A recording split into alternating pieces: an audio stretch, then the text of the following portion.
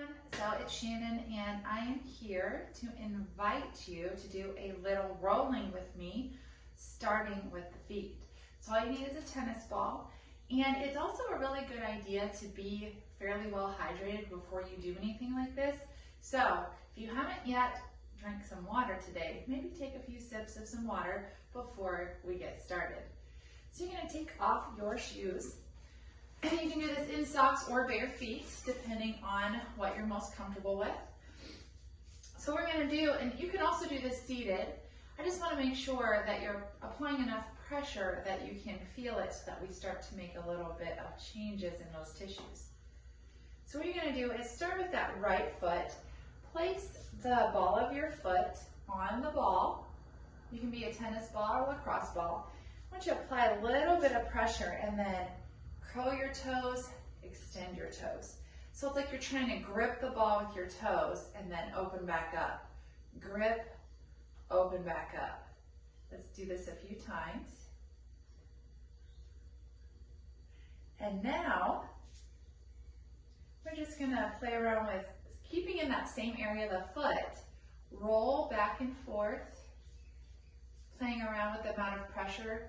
You don't wanna feel pain, but you might feel a little something, especially when we get to the middle part of the foot. So again, press down. Let's open and close those toes a little bit. I don't know how your dexterity is with your toes. Mine is not great. Then let's move to the middle of the foot, so just below that arch. Apply just a little bit of pressure a few times, just feeling it out. And now I want you to roll a little vigorously back and forth, forward and back, now side to side, and now just play around with some circles, side to side, forward, back. Smile if you're giving yourself a foot massage, something that we should do on a pretty regular basis. This is a great thing to do before your workouts, before you go for a walk. Get those feet ready to go.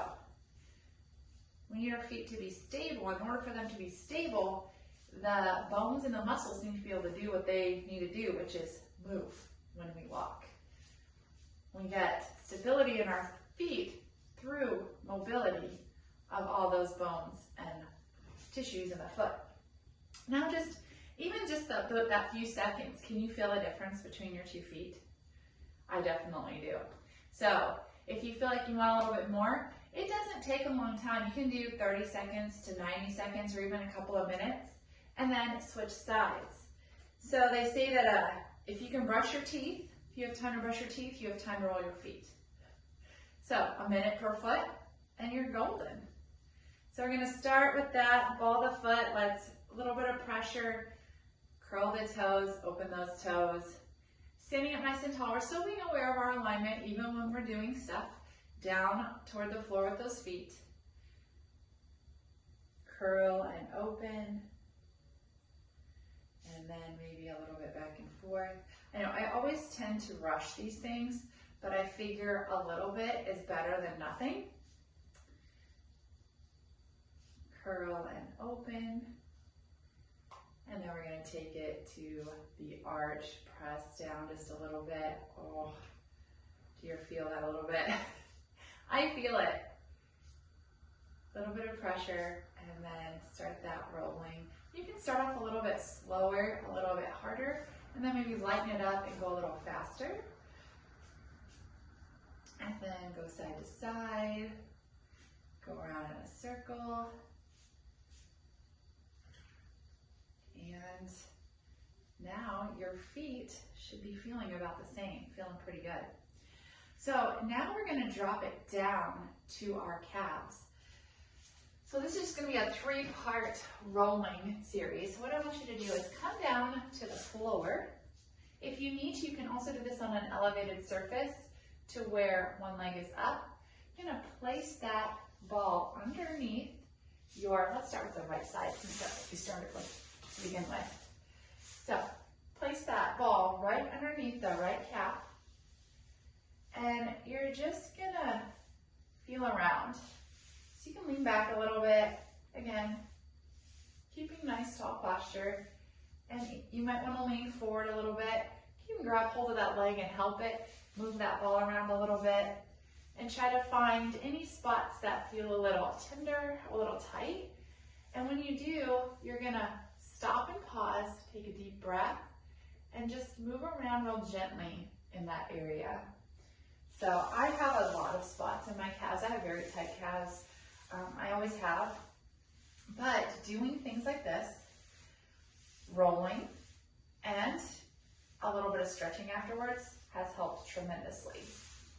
So we want our calves to be flexible and not super tight because it's important for us to be able to walk properly. If our calves are tight, then that's going to affect other things. So just playing around, finding those spots, just rolling. You can go back and forth a little bit, flex and point those toes. Oh yeah. And then we'll switch sides. So again, it doesn't take a long time to do this. It's just about developing that habit so that you start doing it on a pretty regular basis in order to make those changes. Now if you want, you can even bend that other leg to help give you a little bit more stability as you roll around.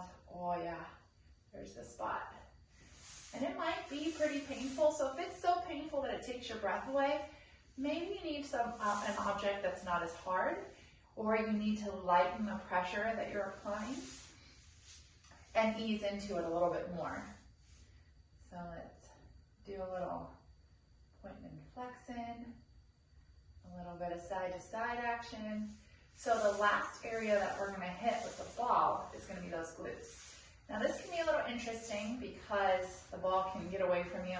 And also, you do want to be careful that you're not grinding around too much in there because you do have the sciatic nerve. Some other structures that you just don't want to irritate, but we're trying to get into some of those deeper muscles in the hip.